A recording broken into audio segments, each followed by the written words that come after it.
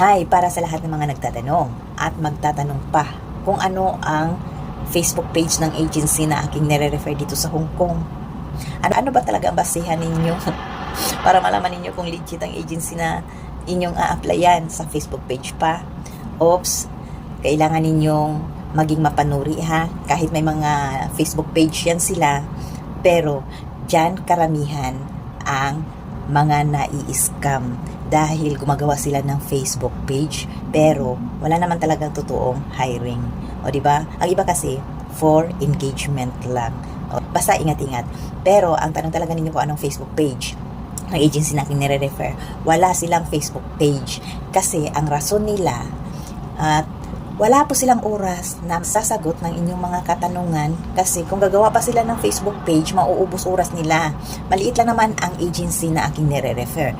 Pero, I'm pretty sure na ang agency na yan ay legit 100%. Isa na ako makapagpatunay dyan na legit yan. Kasi nandito nga ako sa Hong Kong. Ilang taon na ako nandito. From 2017 hanggang ngayon nandito pa ako.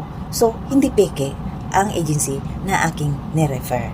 Huwag kayong umasa sa Facebook page kasi hindi natin alam kung gaano ka-legit ang agency na inyong a-applyan dahil nagbabase kayo kung may Facebook page man yan o wala. Okay? Good luck sa mga mag-a-apply at ingat-ingat sa mga Facebook page na yan. Okay, bye-bye.